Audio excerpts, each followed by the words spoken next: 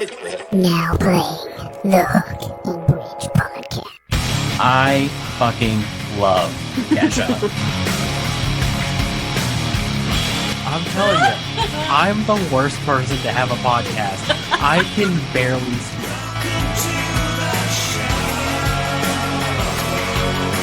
Oh my god, I love Green Day! What's up, everybody? Welcome back to the Hook and Bridge podcast. I am your host, Harley, joined today by my co-host, the other Chris, and Hey, a y'all. super special guest. We have the one and only Forrest Day on the show. Forrest, how are you, sir? I'm good, man. I'm actually one of 3 Forrest Days, though. I got my dad and my son. We got 3 generations of Forrest Day now. Hell yeah, dude. That's awesome. Congratulations. Yeah, thank you. You don't look old enough to have a son. Oh, come on. I could probably have a grandkid if I got to work early enough. You guys have babies? We do. Yeah. Right on. Good for Not together, separately. you. You're gonna do me like that. No, Chris has a very large, lovely family. I'm a new parent. My son is a year old in 15 days. Oh shit. Okay. Yeah. Wait. Your kid Harley is going to be 1. Okay. Yeah. Cool. And you're a brand new father, Chris? No, I'm the brand new father. Oh, He's got a small litter over there. Yeah, I'm a veteran. Our oldest. Dude, how many you got? 5. You got 5 kids? Yeah. Damn. All right. That's awesome. Yeah. Ranging Where do you from, live? Virginia. Virginia. Okay, so you could afford to have 5 kids in Virginia. I bet. Yeah, because you're in California, right? Yeah, I'm in the Bay Area, dude. It's more expensive no than way. Manhattan here. Yeah, 5 kids will fucking put you in the grave. You have to put them to work. like at 6. Yeah, that's the point. You got to get lucky with one of them. So that's awesome though. So technically, are you a second then, or? Yeah. Forrest Day man. the second. That's what's on the certificate. My son's That's the awesome, third. dude. Yeah. Was your father also a musician? No, but both my grandmas were jazz singers in San Francisco, back in the day. So then they both sang with big band leaders, and they really did their thing. But then it kind of skipped a generation. None of their kids did anything musical, and then I just sort of went crazy with it. You really did. You have such an interesting sound. Chris and I were talking about it earlier. But so full disclosure, I didn't realize that your name was Forrest Day. A lot of people think it's. Yeah, I thought it was a band. People are always asking me, "So what's your real name, dude? Level with me, bro." And I'm like, "It's my real name." Let's talk a little bit about the sound, and then we're going to dive into what you're promoting that'll be coming out here in October. Okay. But you have this very unique sound. Chris and I were talking about this morning that it's a combination of like Mumford and Sons meets like Mercy Me, if that makes sense. I don't know what Mercy Me is. They're like an alternative Christian rock band. That'd be why, I guess. Yeah, but it's this really cool like folky yet alternative sound you got going on.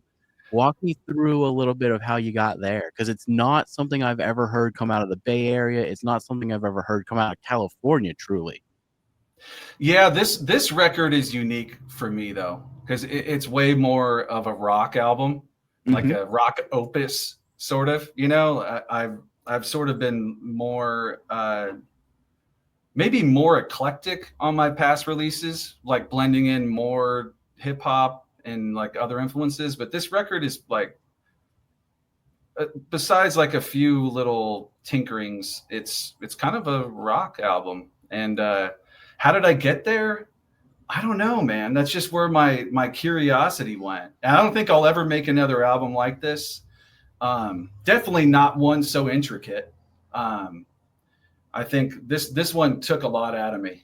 And so like the next thing I do, I want it to just be simple and fun. And funny, maybe like make it a little bit more funny music. This is kind of like it's just a serious rock opus. But yeah, did I answer the question at all there? No, absolutely, absolutely. Okay, cool. So it did take a lot out of you, and the production value this time around. You skyrocketed the production value on this one. Like, the music videos are incredible. The Thank production you. on the melodies are phenomenal. Who was the producer on this one? I produced it, but the difference is, well, the difference between like this and the last one or two is we had Mark Needham mix it and Howie Weinberg master it. But Mark Needham is a genius, and the record wouldn't sound anywhere near that good if he didn't touch it. And I got to sit with him in Nashville, got to sit with him in LA, and yeah, he's a legend. And so I definitely owe him for bringing that kind of like wow factor in the production. I would credit him for that. And then the writing was fucking nuts. I pulled out so many stops for this album. I basically recorded the thing twice because I had it almost done before COVID. Then I got stuck out in the Philippines for 2 years. And then that sort of like just threw the whole album thing off. And then I made an EP of the music that I wrote while I was stuck in the Philippines. And then I was like, well, I should put that out first.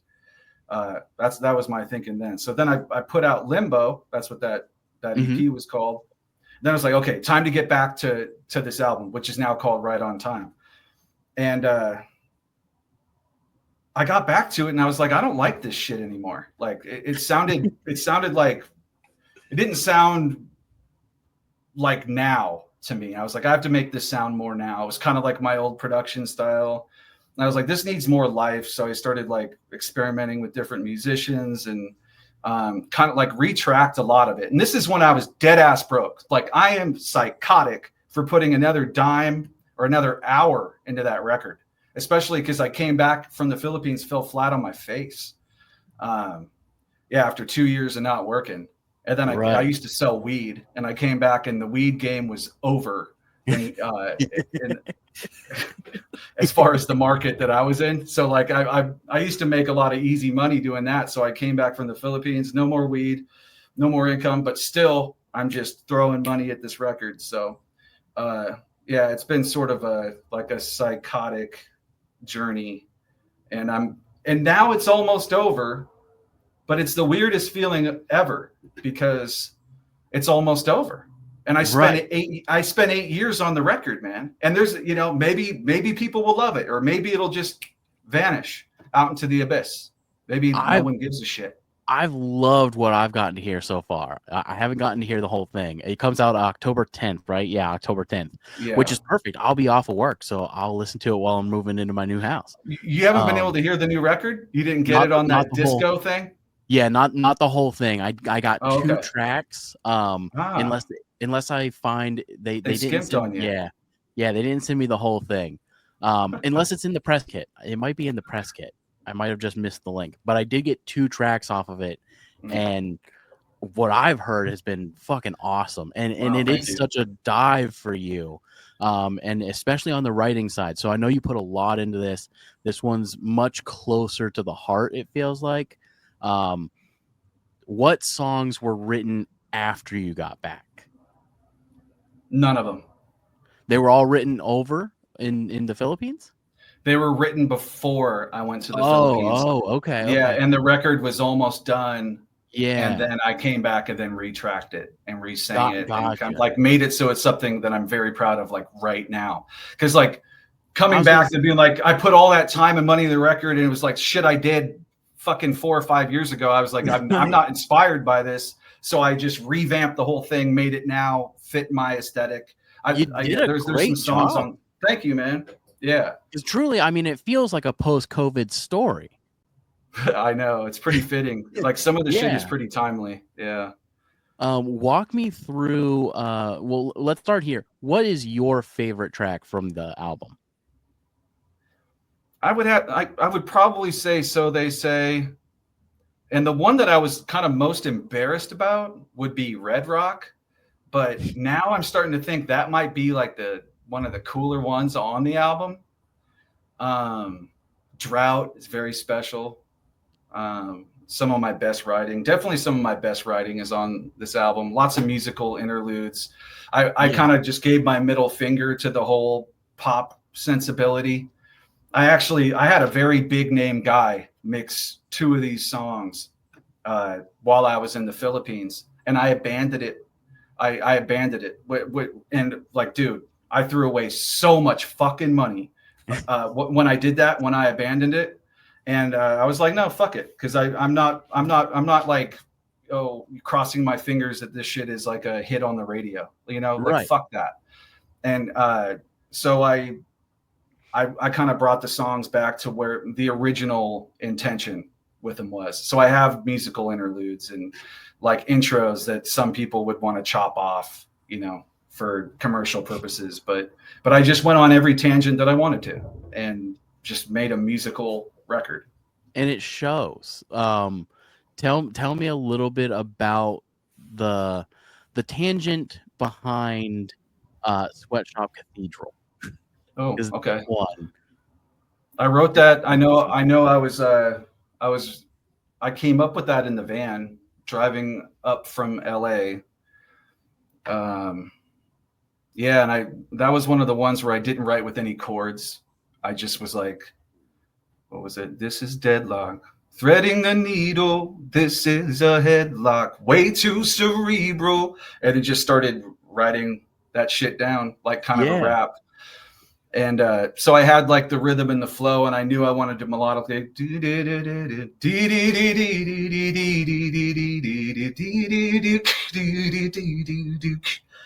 doing that kind of like triplet thing. And that's what was kind of like tickling my fancy.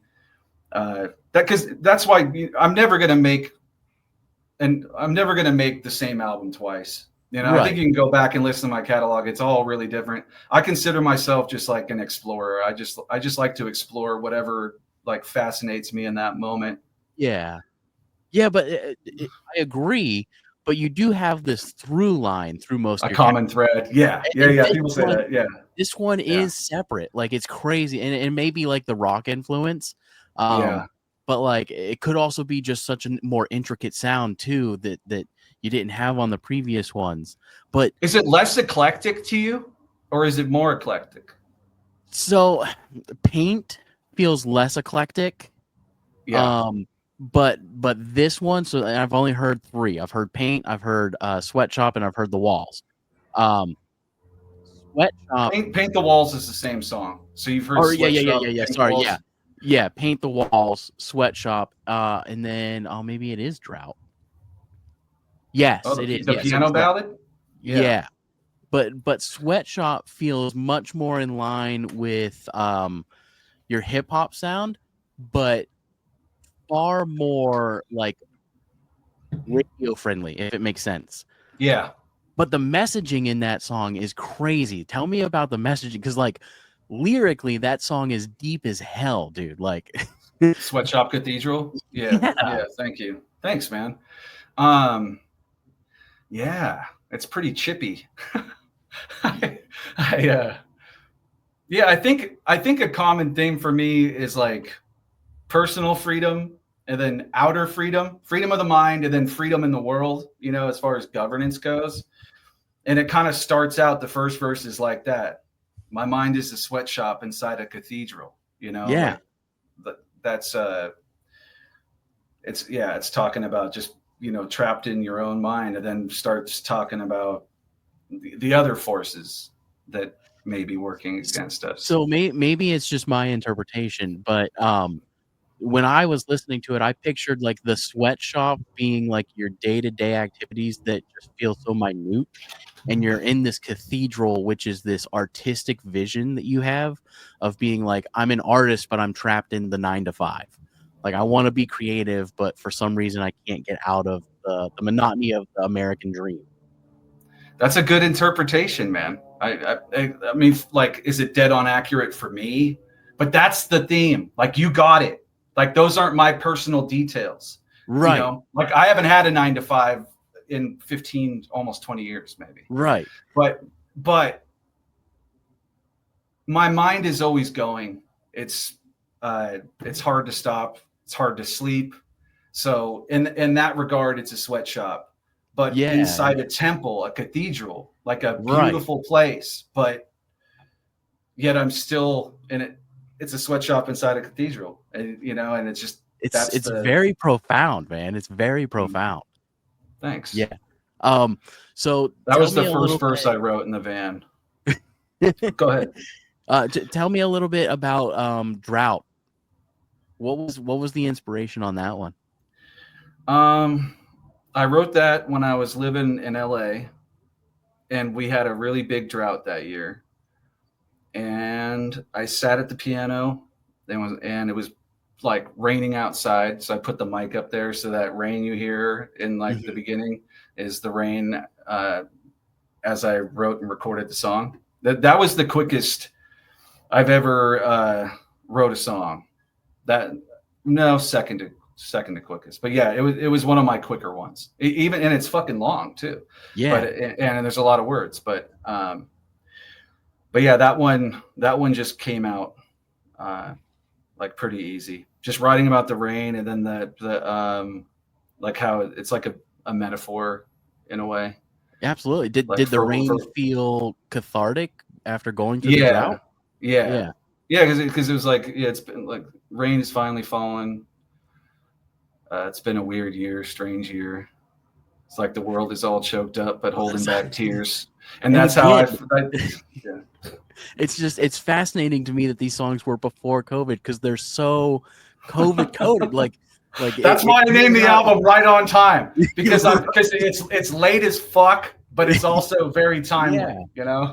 Yeah, I was coming out when it's supposed to come out. I was convinced that was a lockdown song. I had a note on it, but I should lie, dude. I should lie. I wrote it during lockdown.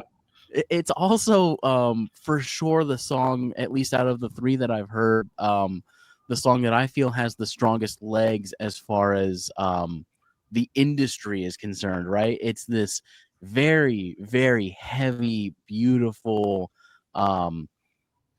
almost sad in a sense. You know what I mean? Ballad. Very. Yeah. It's a heavy song, man. Like I know it won't get radio play, but like to me that's the secret song on the album from what I've heard so far. I'm excited to hear the rest of it. I'll send it to you. I'll send it. Hell yeah, dude. How do you feel about how do I want to say this?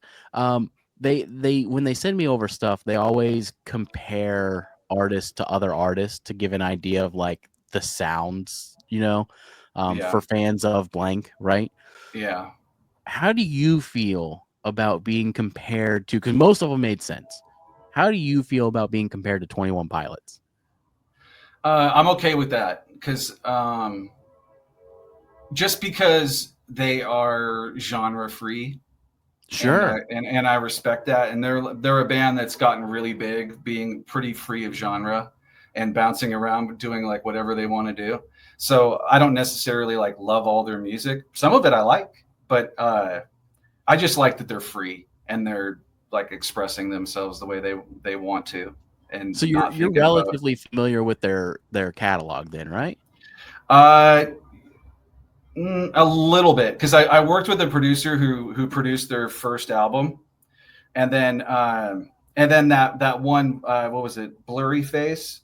That's what I was going to bring up. That was like sort of a gold standard production wise to me, because that's something I pay attention to is production, and that album was like a wonder to me. I was like, that shit sounds good, and like the drums sound incredible. And they don't sound like they're these big electronic drums. It sounds like acoustic drums that just made really fucking fat. And they might have tricked us, maybe they probably snuck in samples, this and that, but that shit just sounds big and raw. So that stuck out to me as sort of a production feat, to where like every like chunk of time, there's like an album comes out where you're like, okay, this is the new production gold standard. Like a movie. Absolutely. Like suddenly like these effects are like when Terminator 2 came out. I'm showing my fucking age. But yeah. So the reason I brought up Blurry Face is because I feel like when I read that, I felt like, okay, I get it, but not for this album. But your older work, Yeah. I could hear the Yeah. heavily influenced Blurry Face like recordings. But that shit was before Blurry Face, though. Your boy was really? first. Really? Yeah, way before that shit. Damn, man. How long you been in the game? My first EP was 2006. No shit. Yeah, and then that full length album was 2010 or 11. Okay. So that's the one that's had major legs for me. And the reason why I still have a career. And that was that's mixed the by the one that same I was dude that I brought in referencing. for this. Yeah, that would be the one you heard because it's got Sleepwalk, which went viral while I was in the Philippines, actually. That's interesting because the Blurry Face came out in I think 2014. So that's crazy. The timing on that. That's wild.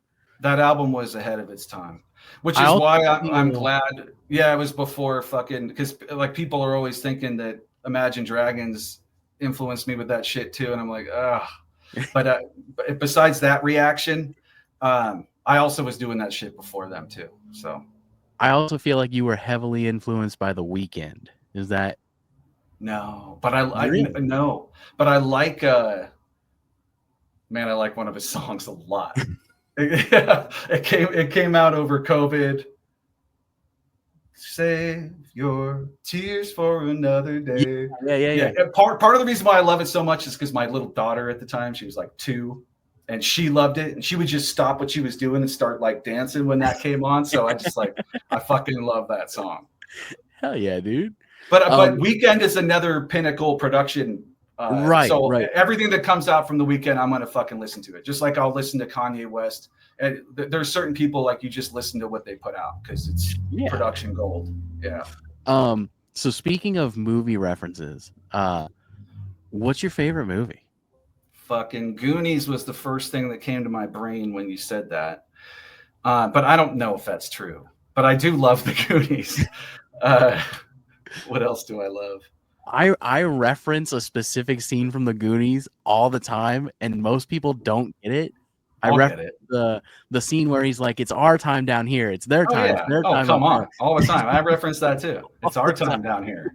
Yeah, for sure. I also follow them size 5s. Like that one comes out once in a while too. How do you feel about Corey Feldman? Speaking of the Goonies, bless his heart, man.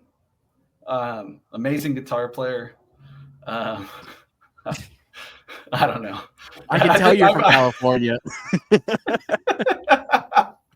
That was the most California answer I've ever heard. Because I'm being nice to Corey Feldman.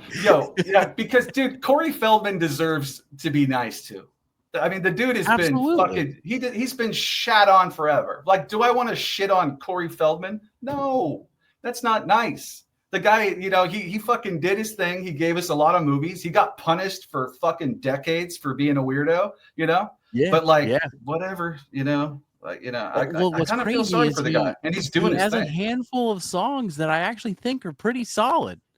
Yeah, I've heard he's actually pretty good live. I had tickets, and then something came up. I fucking bought tickets to Corey Feldman. Oh yeah. I had tickets, and then I something came up, a show came up, and I was like, fuck.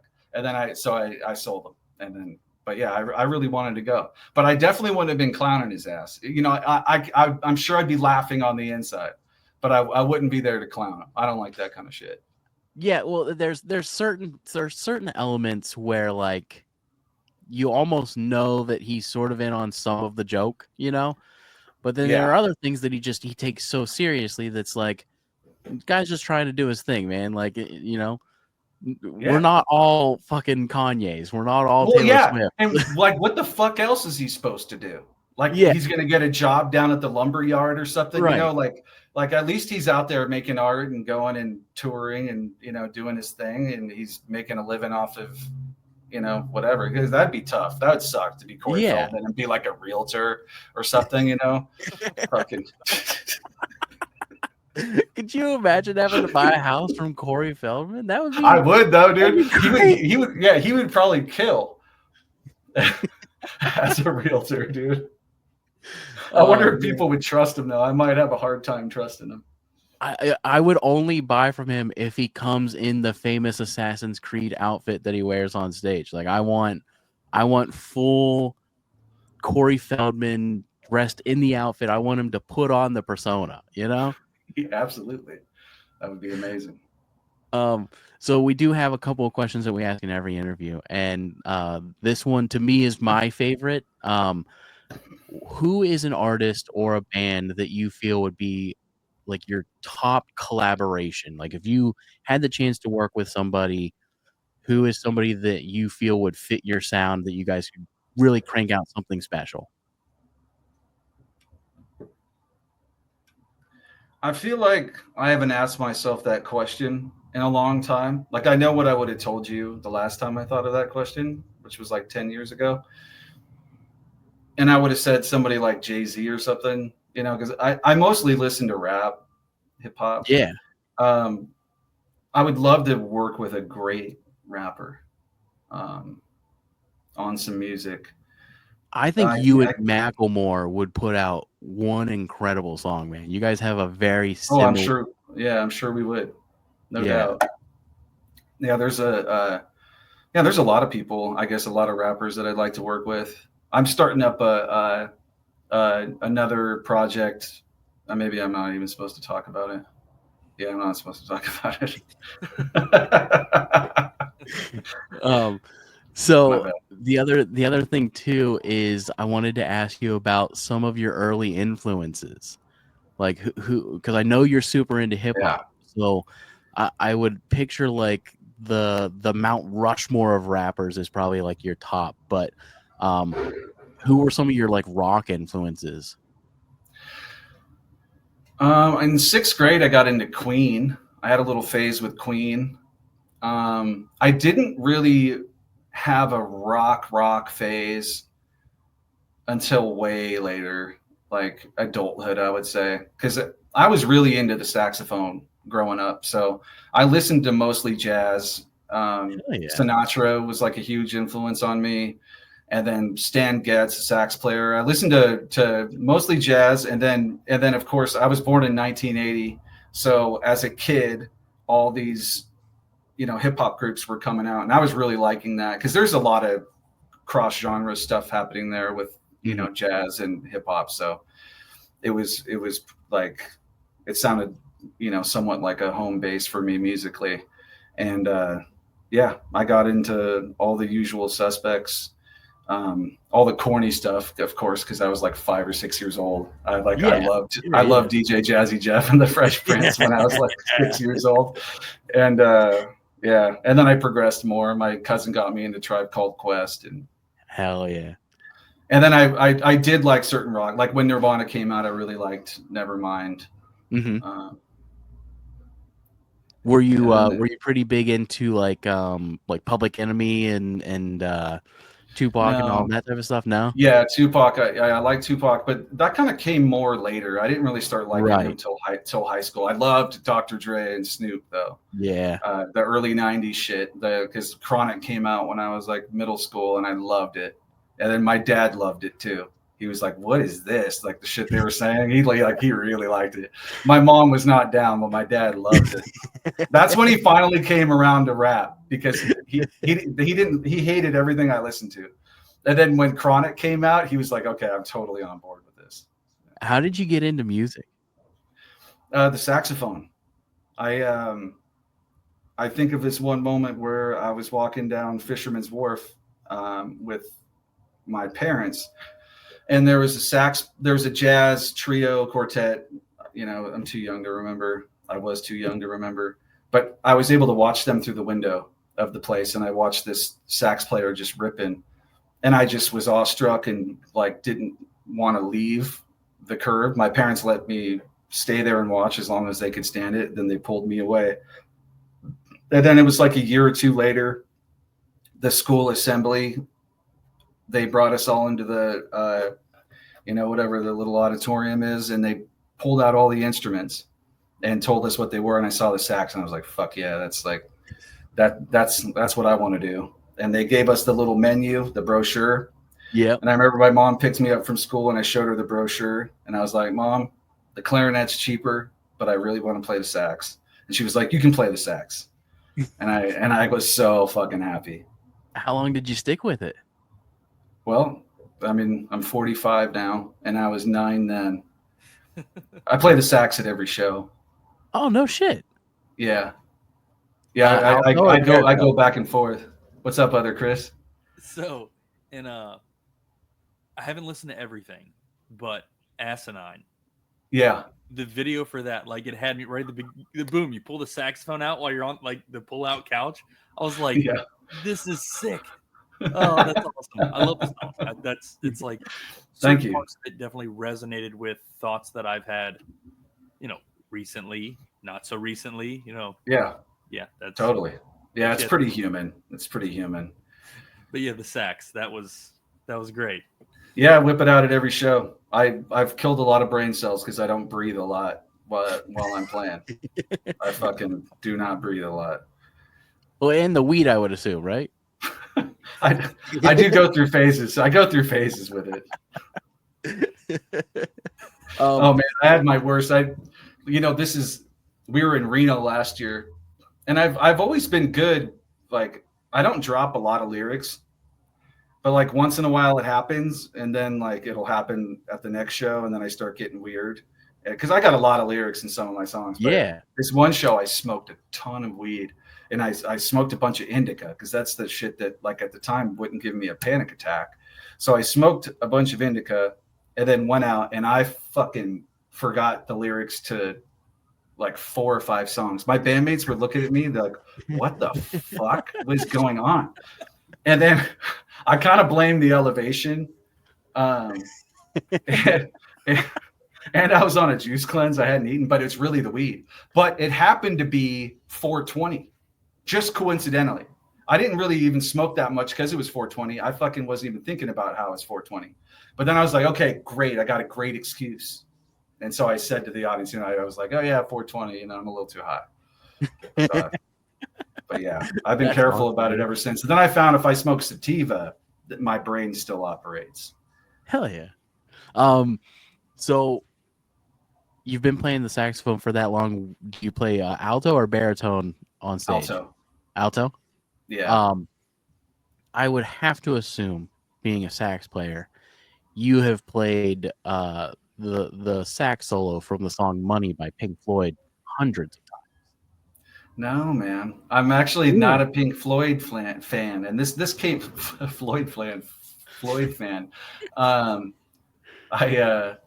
This just came up like a couple of days ago. Somebody was like, you don't get it, like this song. I was like, I don't know what you're talking about, man. Yeah, I just never was a Pink Floyd fan. I think my dad never really got into it, and yeah, stuff my dad talked shit about, I sort of, was on board with until I reevaluate, and I never took the time to reevaluate. So, what was like your go-to sax song? Careless Whisper? Of course, brother.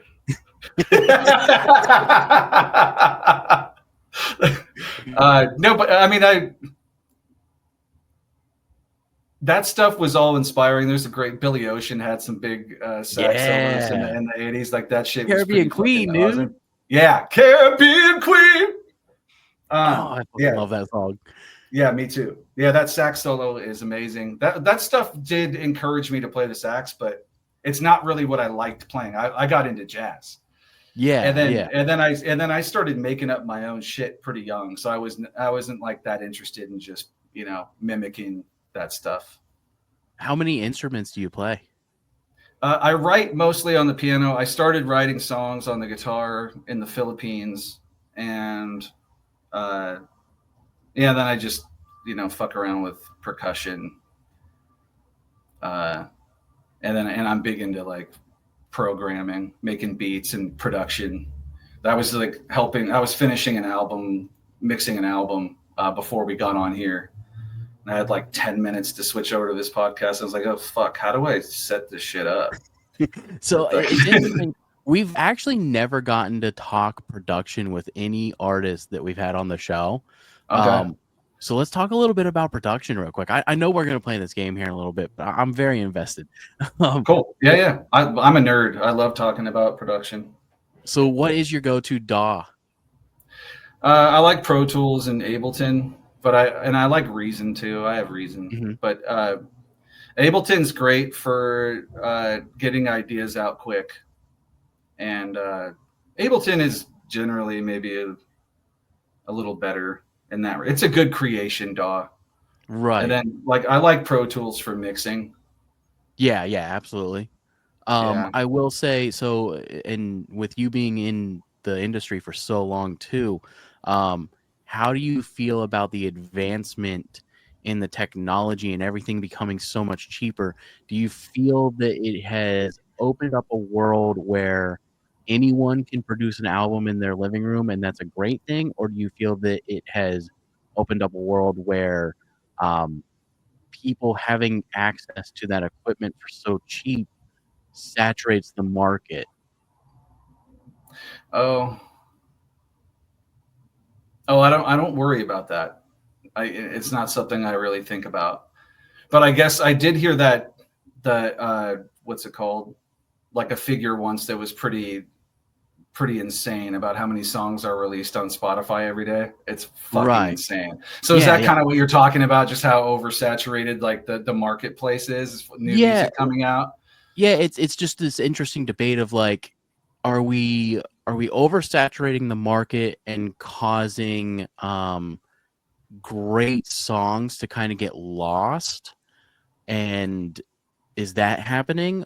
Or is it something we should kind of be joyful about the fact that you and I growing up weren't able to Yeah. sit and have this Yeah. incredible studio that I have right now that would have cost me $10,000 growing up Yeah. that I was able to Yeah. do for under $1,000. Or more. Yeah. Right. Yeah. No, it's nuts. I think it's because obviously there's pluses and minuses to it, like with anything.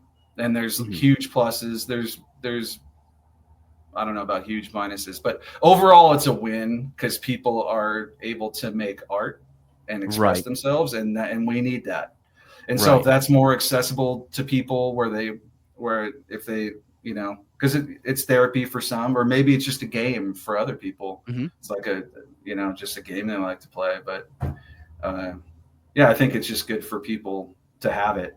And I still kind of hang on to the idea that the cream rises to the top. And Yeah. and it's I mean, you can put out your music there all day and fucking you're not going to get any listeners on there unless you're like doing the real work. And most artists, it doesn't seem like are doing the real work, which Right. I guess kind of what I'm talking about is selling tickets to shows, like putting on a fucking concert and not Right. making a skit on Instagram every day, because that shit, I mean, that's great and you can really blow up that way. But there's people that have ridiculous amounts of followers, like people that put me to shame. If you looked at Instagram, you'd be like, oh yeah, that dude's way more famous than Forrest. Well, yeah, maybe he is, but I'm going to sell more concert tickets. Right. Like, people aren't going to pay to come watch him play. So I'm after that market. Of course I'm going to fuck with the internet too, because you're stupid if you don't. Yeah. It's free. It just costs you fucking a bunch of time. But yeah, it's all about the shows for me. That's what it's all about. We're learning that game over here on the Poke and Bridge podcast. We're not great at the whole social media side of things, but we're working on it. You just need a bunch of clips, man, and run them. Yeah. Like, you just need some good clips and run that shit. Fucking maybe put an ad behind it. If you were to recommend like a young producer, like your three recommendations for an interface, a microphone, and an affordable DAW, what are your three recommendations? All affordable. Get yourself Ableton. Yeah, and fucking get it together, because it's not that expensive. Like, don't be a bitch. For sure. Like if you go and spend $150 at the bar, but then you're tripping on a $300 or $400 or $500 interface, then fuck you. Yep. Stay in for a month and buy that shit. Quit being a cheapskate. Like, if you give a shit about this, then put the effort make in. your sacrifice to the gods. Get the best quality you can, even if you can't afford it. I mean, it's better than college. It's put it on a credit card and don't go into, it's a lot cheaper than college. So I would say I would drop a G on the mic. I'm sure there's cheaper ones, but I think a G is fucking cheap. Yeah. And some people are really in a tough spot. That's for sure. And then buy like a Rode or something if you're gonna buy like a cheap Rode or the $1,000 Rode. I like the Shure the condenser mic. That's a G. No, the SM7's cool too, but they make a condenser mic for a G that's got a nice sizzle. Interesting. To it. I'm gonna look that up. Yeah, and it doesn't have the power supply thing. And a lot of people, they want to like, they're like kids. Oh, I wanted to have the power supply and like da. But it's like that's what there's money going into that. And and if it's cheap, it's cheap. Yeah, it's like fucking make believe. Like you're pretending like you have a baller mic. I have an expensive mic that has a power supply, but actually, I'd kind of prefer my that $1,000 Shure. And you could buy that shit sub 1,000 on the internet. And then for interface, I like Apogee. I think Apogee sounds good. So if you want to buy the cheapest of the cheap, buy that Boom or the Duet. Mm-hmm. The Duet's cool, depending on how many inputs you need. But I like Apogee. But how do you feel about Focusrite? You know what? The converter game doesn't matter anymore. Yeah. The converters mattered a lot 10, 12 years ago, but like the technology's so good now that I don't think it really even matters anymore. Honestly, like whatever you can find on Marketplace or Craigslist for a good deal, as long as it's relatively new, just get something that's relatively new and you're golden. Because like the Focusrite stuff sounds great. Apogee sounds good. The UA, they finally caught up. I thought their shit didn't sound as good, but that X series, it sounds better. Their plugins are sick, but their converters were kind of behind for a while. But honestly, they caught up too. The plugins on like your DAWs and shit and like the preamps that you're using are like the most important part of the production process. They have a lot. They have a lot to do. I don't know if I would say it's the most important part of the production. I guess it's kind of like what you do with them and how heavy-handed you are. Right. But the stock stuff, you can get by with stock stuff. Like you need EQ, you need compression, you need effects, and you need saturation. A good saturation plugin, and then different saturation plugins do different things, and it's all. I fucking love that whole world. I also love that whole world, and I don't get to do it nearly enough. What are you fired up on right now, plugin wise?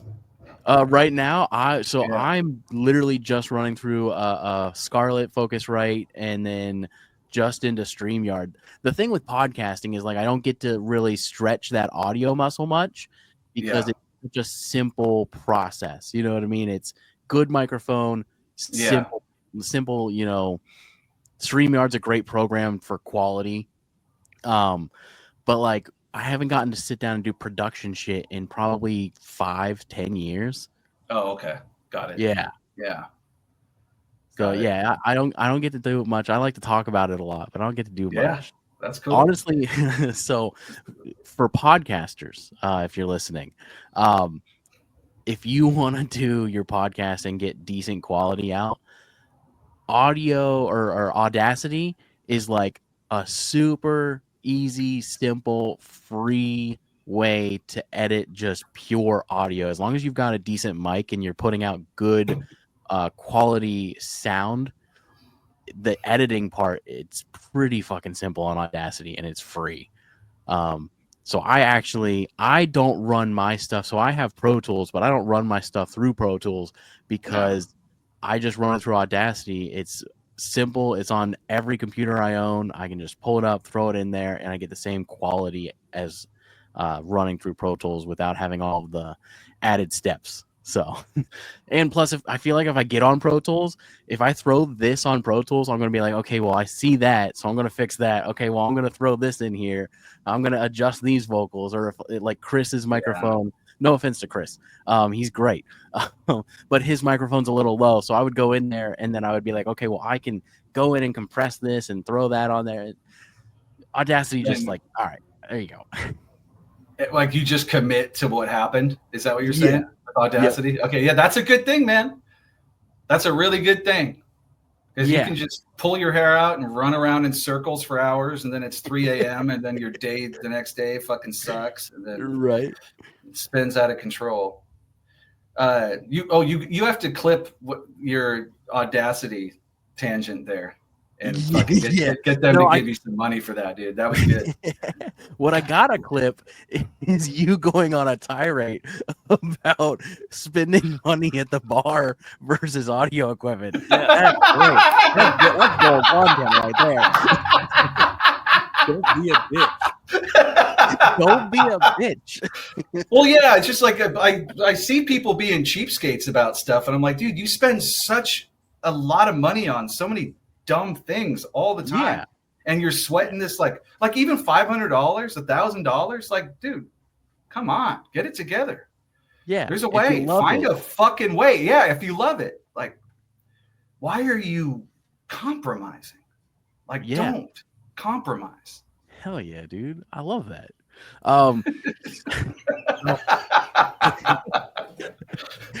Horrible segue, but this is a game called Mixtape. And basically, are you familiar with the card game Cards Against Humanity? Yeah. I've heard of it. Not familiar. You seem to be a comedic guy. You enjoy a good gag. Sure. So basically what these are cards that'll have a prompt on them, and you give an answer in the form of a song. So the title of a song. Some of our guests take a serious note and try and say something like heartfelt about the prompt. Others go with the funniest answer. It's up to you who you want to be today. So let's see here. This one's kind of impossible to be funny, I think. But an SNL band or song you would like to be able to introduce. So you're the host of SNL. Who's a band or a song you'd like to introduce? Myself.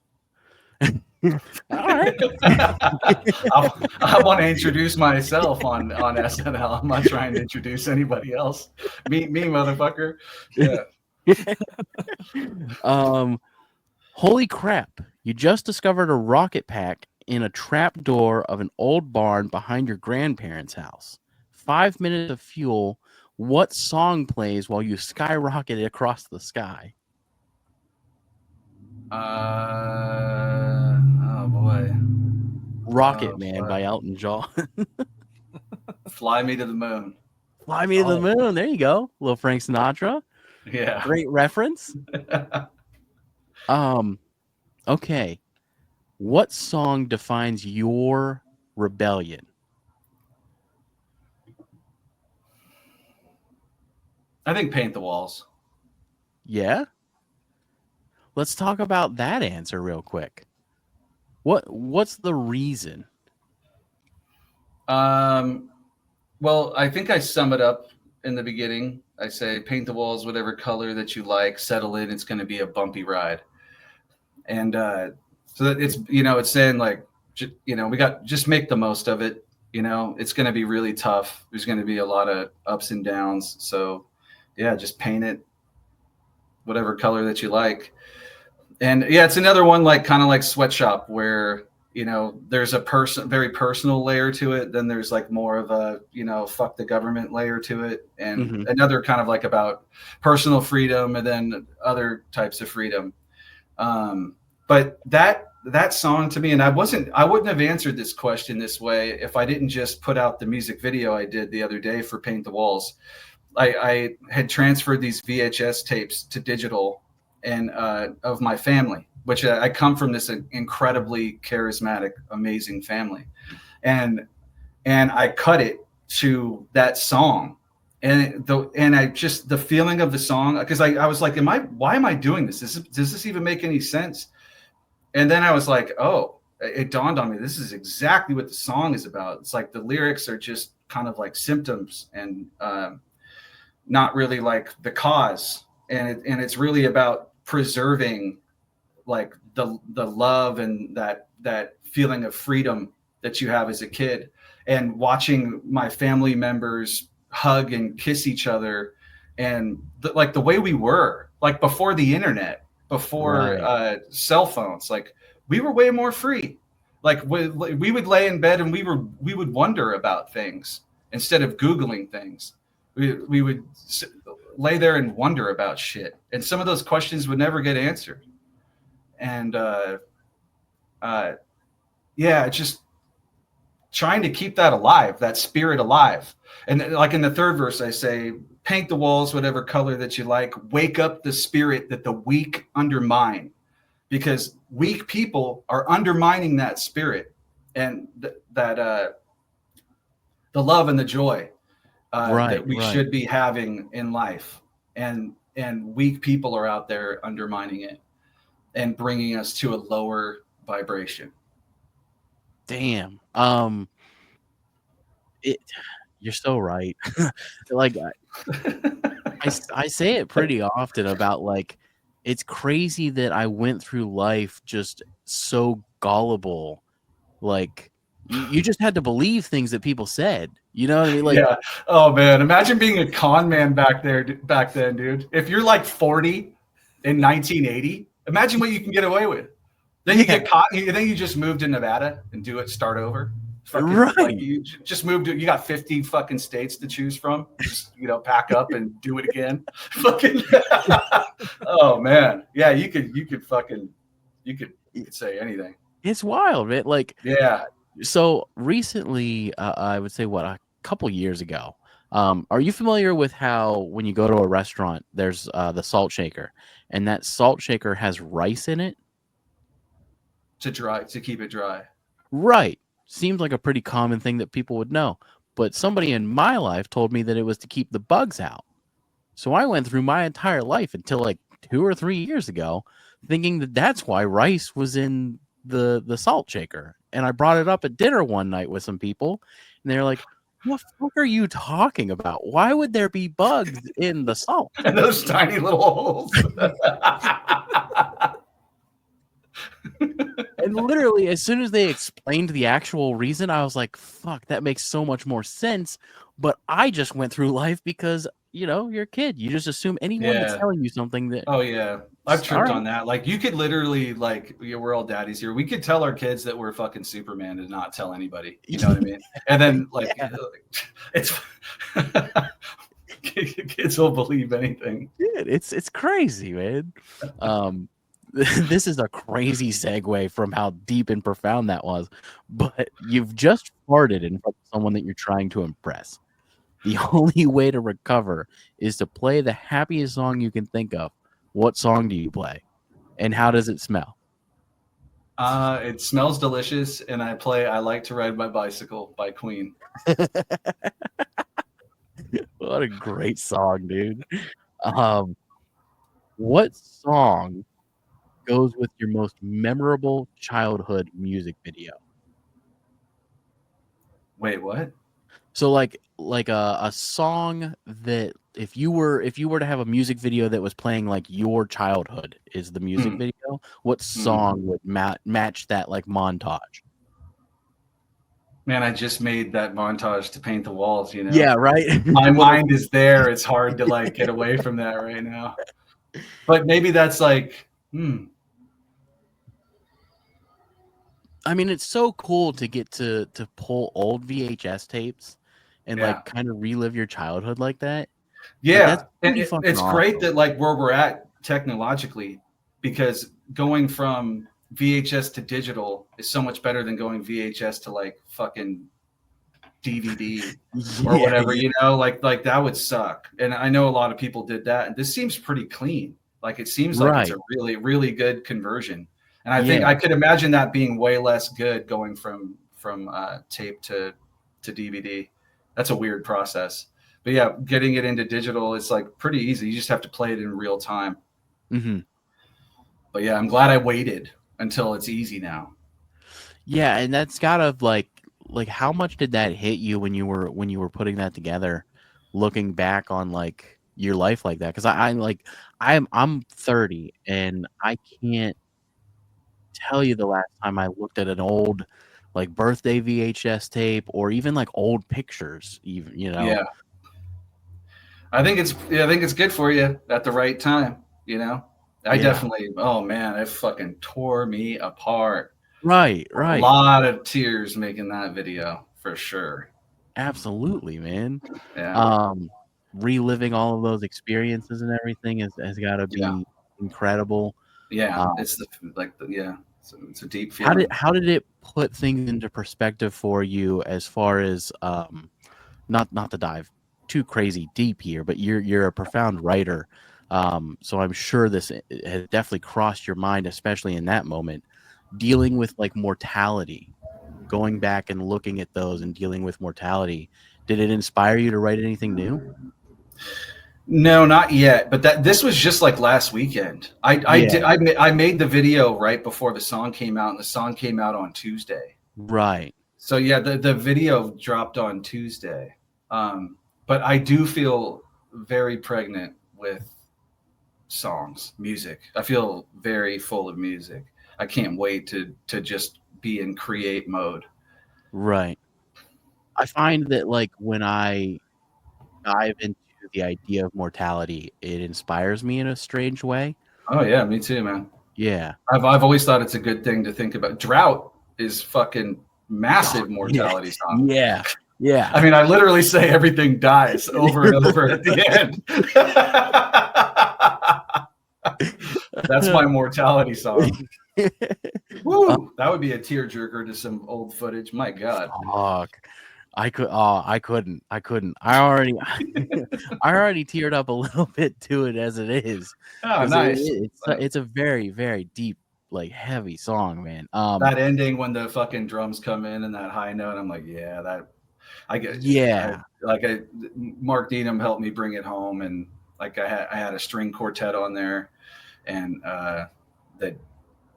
that just enhanced it. That wasn't like ridiculous, going too big or anything. Mhm. Never got too big for its britches. But I'm really proud of that one because I feel like I captured an emotion. Like I did it. Absolutely. I captured it. Whether you feel that, whether you want to feel that emotion or not, that's your business. But I captured it. When the string quartet came in, like I literally got goosebumps on the first listen.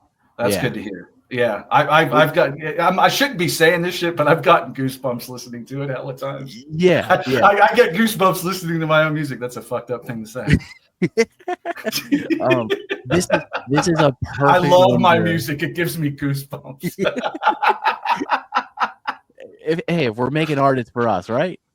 Yeah, it is 100%. This is a perfect one to end on. Your favorite song from a movie soundtrack. It's gotta be the Goonies song, right? No. Wait, which one's the Goonies song? Oh, the Cyndi Lauper? No. Oh, you mean like the instrumental, like the beautiful music? Or is there like a song? No, at the end, isn't there like an actual Goonies song at the end, like during the credits? You must have a great imagination, or I've got a shitty memory. I could be wrong.